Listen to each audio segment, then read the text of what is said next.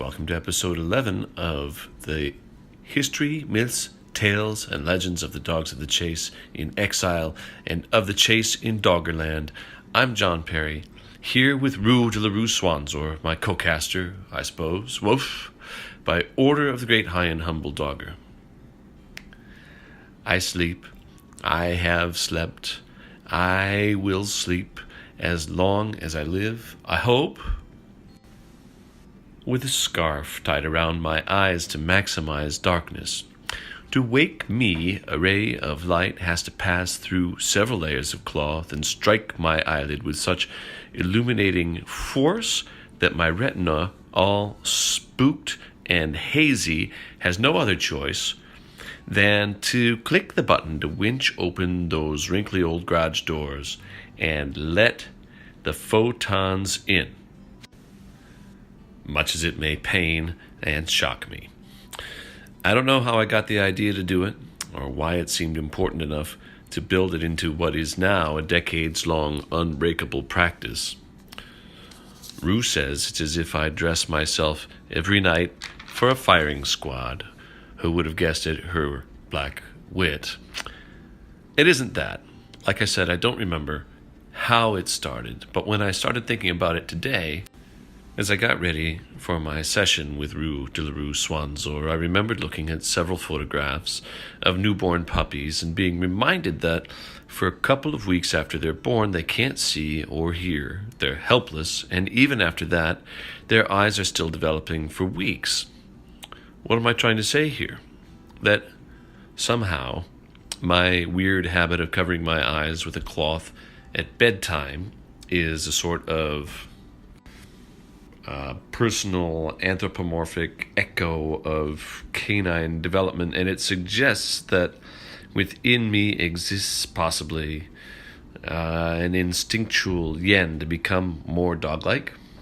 No, I'm not trying to say that. Now that I have said it, though, I can't help but wonder aloud a little more in that same general direction. Because after all, the ontogeny of a person and the ontogeny of a dog are more similar than dissimilar, and because maybe if our bodies are so much alike, it's not so nutty to speculate about the kinship of our mental ontogeny or our spiritual ontogeny. You know the word, right? Ontogeny, it means the development or course of development of an individual organism. That's Merriam-Webster. I don't know if I can ever pin it down, if I can make you understand what I'm getting at, even if I manage to explain it to myself. And maybe it's not worth it. Maybe I should cut the line and fish a bit shallower on my next cast. I mean, if it's true dogs and people are mammals that share a fair percentage of genes, have the same bones and organs, more or less, and have lived with each other in a sort of symbiosis for thousands of years at least, why shouldn't our thoughts and dreams and mental energies run in the same riverbed, so to speak? And if Rue is more human than I ever would have believed up until the revelation of the great high and humble Dogger, how could it fail to follow that my doggishness is likewise deep and undeniable?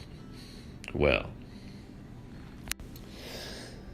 I'm sure I don't have the nose for it, or the breakneck energy, or the patience.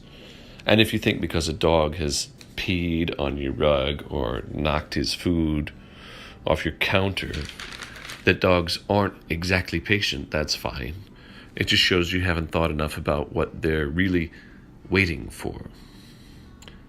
I admit, I hope that when Doggerland is raised from the depths of the North Sea, and the successor of my dear friend the great high and humble Dogger is installed in his or her den, that I will be counted dog enough to live there among them all, playing their games, telling their tales, singing their songs. I hope my nightly blindfold really is a symptom of a more deeply rooted doggishness than I even know how to express. But the chase has more immediate aims I need to bring up. The question of how to raise Doggerland is still before us, with all of its uncertainties, and some have indeed already written to say, its stony impossibilities. A person claiming to represent the maritime engineering arm of a significant publicly held company connected in diverse ways with mineral extraction throughout the world wrote to me, quote, "To John Perry, Rue de la Rue Swanzor, and the Dogs of the Chase in Exile, dear sirs. Some time ago, a person of my acquaintance chanced to tell me of your intentions regarding that area of the seafloor between, approximately speaking, Great Britain and Denmark, north of the Scandinavian peninsula proper, known as Doggerland. Because of my fondness for dogs, I am fortunate enough to live with 3 happy-go-lucky spaniels, the appreciation of whose spots has afforded me hours of quiet pleasure, and my long connection with the current and on-the-cusp technologies associated with the large-scale human endeavors akin to what you contemplate, and further, because of my friendly association with geologists who are expert in the bathymetry of the region in question, the interest of being helpful to you in determining the paths that could prove fruitful in the pursuit of your aim, notwithstanding the legions of complications sure to arise from those realms of human civilization beyond my capacity to influence or, indeed, even to understand or appreciate." Unquote. Rue says he writes like a pearl diver, always headed a little deeper and still deeper, watching his periphery for tiger sharks and whatnot, then at the last possible second bursting to the surface. Don't ask me how she knows anything about pearl diving. At any rate, the letter goes on for several single-spaced pages describing in paralyzing detail the physical characteristics of several regions, their mineral composition and topography, their susceptibility to easy separation from the matrix beneath them, and so on. I will not trouble you with that text, which requires significant expertise to begin to comprehend. In his penultimate paragraph, amid caveats about he and his team being, quote, certainly not the last word on the subject, and some soundings being open to varying geological interpretation, he says, with adequate funding and preparation, we believe it is possible, based on the tentative findings I have presented herein, to piecemeal raise Doggerland once again into the domain of sun and wind. I knew, and Rue knew, that the world is full of love and goodwill for dogs. We're surprised and elated to hear so quickly, after only several weeks, from experts sympathetic to the great project and experienced in the use of the kinds of heavy equipment and precise planning it will require. It's almost as if the great high and humble dogger is stretching his long stick down from highest Doggerland and guiding events with an invisible paw. So we're celebrating, me and Rue, celebrating this hopeful sign from the other side of the world, and from the world beyond. We've also been marking the human holidays of December as usual, with delicacies and dainties, sweet and savory, with presents including a new ball for chasing and chewing, and a squeaky squirrel named Senior for more chasing and chewing. And it's worth mentioning how the name Senior was chosen.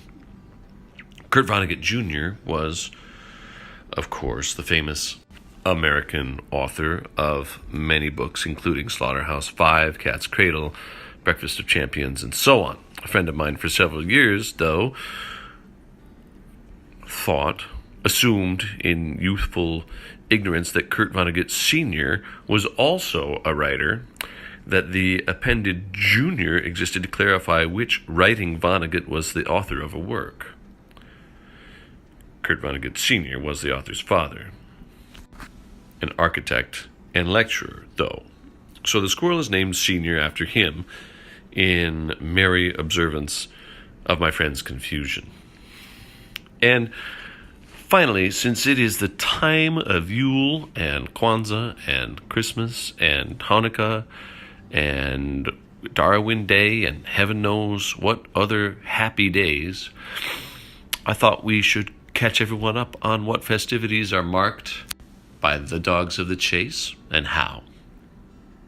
For example, Voices is the simplest translation for Rue's favorite holiday, which she says is also the dog's most ancient one. On a late summer night, when the ocean is quiet and the wind is only just strong enough to stir the topmost, lightest scents onto the trails of the chase, one dog walks west along the river from the opening of the den until the sounds of only the countryside are audible. There, he or she sits and howls to summon the next dog from the den, who then finds his way to the edge of the first dog's voice farther down the trail. And so it goes with dogs, sometimes in pairs, trios, or octets, according to their social preferences, and now and then, usually when there has been an event of great solemnity, or much better, of excitement and happiness, by decree or consensus, in only solos or duets, so as to assure the voices reach as far across the world as possible. Rue says the dogs try to time this night of voices so that the aurora borealis will coincide.